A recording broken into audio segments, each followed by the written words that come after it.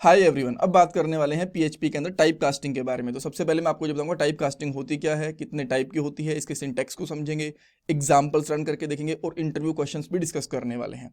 और कुछ लोग ना इसको टाइप कास्टिंग बोलते हैं, कुछ लोग इसको कास्टिंग बोलते हैं। तो दोनों एक ही चीज़ होती है पीएचपी में, कंफ्यूज मत होना। अगर आपको दिखे डायरेक्टली कहीं पे कास्टिंग लिखा हो या फिर टाइप कास्टिंग, दोनों का एक ही मतलब होता है। जो इस पार्ट के अंदर हम लोग पढ़ने वाले हैं सेम ही चीज़ होती है। और ये हमारी पीएचपी की प्लेलिस्ट है, इसके अंदर 50 पार्ट आ चुके हैं और भी बहुत सारे पार्ट आने वाले हैं। और उसके बाद एक प्रोजेक्ट भी आएगा। हर एक टॉपिक के साथ इंटरव्यू क्वेश्चन भी कवर करते हैं जो आपकी जॉब में इंटरव्यूज में हेल्प करते हैं। सो ओवरऑल इंपॉर्टेंट प्लेलिस्ट है, लिंक मैंने डिस्क्रिप्शन बॉक्स में दे दिया है, पूरी प्लेलिस्ट देखना। ऑलराइट, अब चलते हैं हमारे पहले क्वेश्चन की तरफ वापस कि टाइप कास्टिंग होती क्या है या फिर कास्टिंग क्या होती है। देखो, जब एक डाटा टाइप को हम लोग दूसरी डाटा टाइप में कन्वर्ट कर देते हैं तो उसको बोलते हैं टाइप कास्टिंग या फिर कास्टिंग। मान लो आपके पास एक स्ट्रिंग वैल्यू है, आप उसको इंटीजर में कन्वर्ट करना चाहते हो, तो वो हम लोग क्या करते हैं, उसके अंदर स्ट्रिंग टू इंटीजर कास्टिंग कर देते हैं उसकी। और मान लो आपके पास एक स्ट्रिंग वैल्यू है, उसको आप लोग कन्वर्ट करना चाहते हो लेट से बुलियन वैल्यू के अंदर, तो हम लोग क्या बोलेंगे उसको, string to boolean casting. Alright, कितने टाइप की होती है ये देखो। एक स्ट्रिंग के अंदर स्ट्रिंग का कन्वर्जन होता है, स्ट्रिंग टाइप कास्टिंग कह सकते हो, integer, float, Boolean, array, object और अनसेट। ये जो अनसेट आपको दिख रही है ना, ये पहले काम करती थी। आप लोग किसी भी वेरिएबल को, किसी भी इंटीजर स्ट्रिंग वैल्यू को नल सेट कर सकते थे, बट अब ये काम नहीं करती है, डेप्रिशिएट हो चुकी है। सो आपको कभी कभी किसी किसी डॉक्यूमेंट के अंदर ये देखने को मिल सकती है, गूगल वगैरह आप करोगे तो, बट ये डेप्रिशिएट हो चुकी है। ऑलराइट, सिंटेक्स की बात करें तो मान लो आपके पास एक वेरिएबल है ए, जिसके अंदर वैल्यू है 5 इंटीजर, और अगर आप इसको इस इंटीजर वैल्यू को स्ट्रिंग में कन्वर्ट करना चाहते हो तो क्या करोगे, इस तरीके से ब्रेसेस लगा के स्ट्रिंग लिखोगे और उसके बाद में $a, और इसको किसी भी और वेरिएबल में या फिर सेम वेरिएबल में असाइन कर सकते हो। तो अब जो इस वेरिएबल के अंदर आपको वैल्यू मिलेगी ना, वो स्ट्रिंग वैल्यू मिलेगी। अब स्ट्रिंग में क्या मिलेगा, मिलेगा तो 5 ही, बट कोट्स के अंदर मिलेगा। मैं अभी आपको दिखाता हूँ और डिटेल के अंदर, और भी बहुत सारे टाइप की कास्टिंग अभी देखने वाले हैं। तो सबसे पहले मैं क्या करता हूँ, यहाँ पे $a, और इसके अंदर मैं यहाँ पे 5 लेता हूँ। अब मैं इसके यहाँ पे क्या करता हूँ, वेर डंप वेरिएबल का यूज करता हूँ। वेर डंप क्या करता है, बेसिकली इसकी डाटा टाइप भी बता देता है और वैल्यू को भी प्रिंट कर देता है। $a लिखा मैंने, एंड देन हम इसको रन करके देखते हैं। जैसे मैं इसको रन करके देखूंगा, इसने मुझे बताया इंटीजर और उसकी वैल्यू कितनी है 5। अब देखो, अगर मैं यहाँ पे क्या करता हूँ, $a इक्वल टू $a, और इसके आगे हम लोग सिंपली यहाँ पे लगा देंगे ब्रैकेट के अंदर स्ट्रिंग। तो इसको हम लोग ये बताने की कोशिश कर रहे हैं यहाँ पे कि जो ये वैल्यू है इसको स्ट्रिंग में कन्वर्ट कर दो। और अभी देखना, ये फाइल सेव कर दी मैंने, जो अब आपको वैल्यू दिखेगी। अब देखो क्या आ गया, स्ट्रिंग 1 और 5। ये 1 क्या है, 1 ये बता रहा है कि स्ट्रिंग की लेंथ 1 है। अगर मैं यहाँ पे 50 कर दूंगा तो इसकी लेंथ आ जाएगी 2।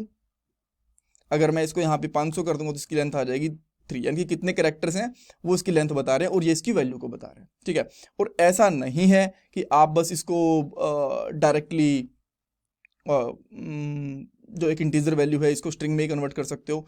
इसको आप लोग चाहो तो बुलियन वैल्यू के अंदर भी कन्वर्ट कर सकते हो। इसमें बुलियन के अंदर कन्वर्ट करता हूँ, और अभी देखो यहाँ पे क्या मिल गया, ट्रू। तो ये ट्रू या फिर फॉल्स के अंदर मिलेगा, राइट। तो और भी बहुत सारे कन्वर्जन टाइप के होते हैं, वो हम लोग एक एक करके देखने वाले हैं। तो इस तरीके से स्ट्रिंग कन्वर्जन होता है, आप ये कह सकते हो। ठीक है, और स्ट्रिंग के अंदर अगर यहाँ पे भी कोई बुलियन वैल्यू होती, जैसे कि इसके अंदर होता ट्रू, इस तरीके से, और फिर आप उसको स्ट्रिंग में कन्वर्ट करते, तो वो भी आपको यहाँ पे स्ट्रिंग के अंदर मिल जाता कितना, 1। ये मत सोचना कि स्ट्रिंग में आपको ट्रू इस तरीके से मिलेगा, ऐसा करके आउटपुट नहीं मिलेगा।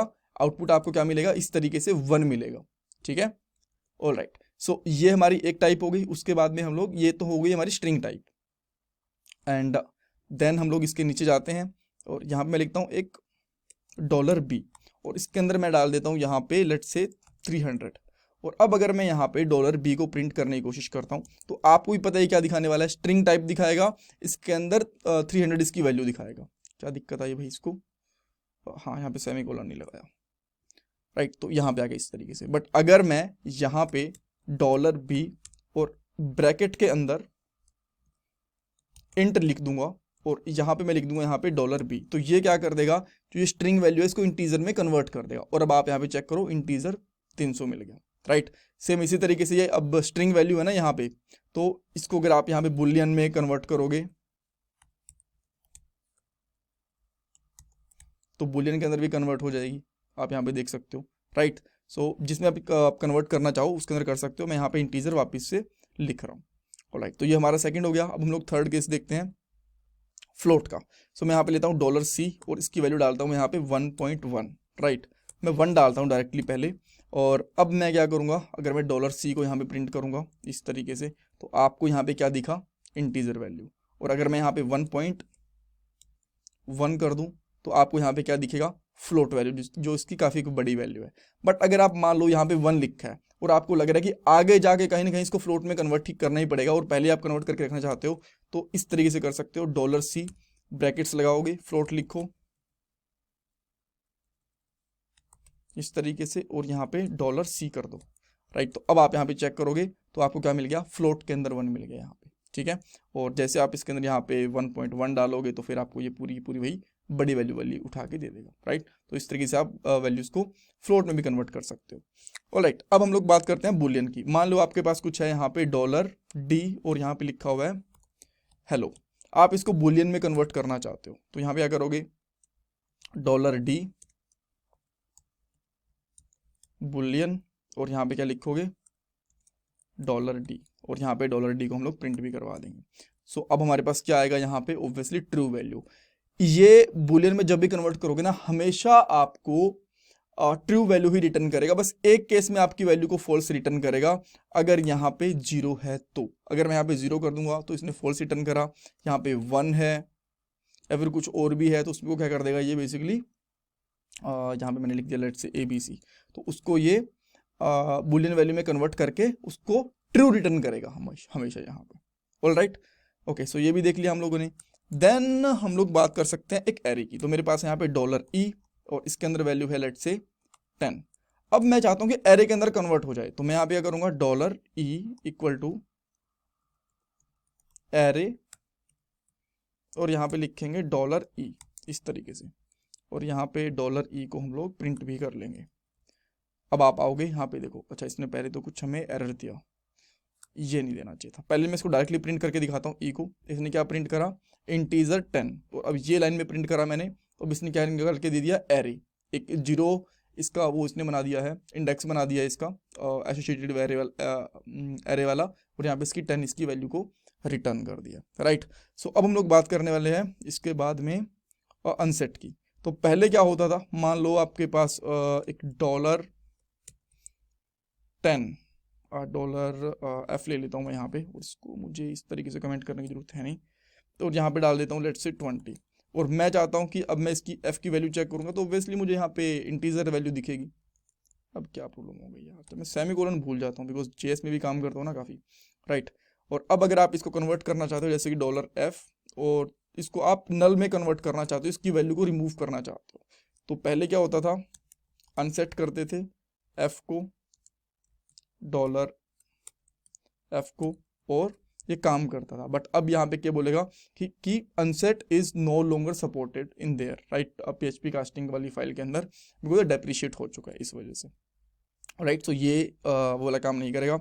इसको आप ऑब्जेक्ट में कन्वर्ट करोगे तो यहाँ पे ऑब्जेक्ट के अंदर चला जाएगा। ऑब्जेक्ट बेसिकली क्या होता है, जो क्लासेस हम लोग बनाते हैं ना ऑब्जेक्ट ओरिएंटेड प्रोग्रामिंग वाली, उसमें कन्वर्ट कर देता है। अभी आपको ये चीज़ समझ में नहीं आएगी मे बी, जो हम लोगों ने यहाँ पे ऑब्जेक्ट लिखा है, बट मैं इतना ही बताना चाहूँगा कि जो हम लोग ऑब्जेक्ट ओरिएंटेड प्रोग्रामिंग के अंदर क्लासेस बनाते हैं वो वाले ऑब्जेक्ट में कन्वर्ट करता है इसको, राइट। बट जैसे हम लोग उप्स वाला कॉन्सेप्ट पढ़ेंगे तो इसको मैं एक बार के लिए दोबारा से आपको अच्छे से बताऊंगा। सो आई होप आपको पता चला होगा कि कैसे हम लोग स्ट्रिंग, इंटीजर, फ्लोट वगैरह बूलियन वैल्यू का कन्वर्जन कर सकते हैं। सो आप इसे खुद से प्रैक्टिस करना। और ना एक क्वेश्चन आपसे पूछा जा सकता है कि क्या आप लोग एक स्ट्रिंग को एरे में या फिर एक एरे को स्ट्रिंग में कन्वर्ट कर सकते हो?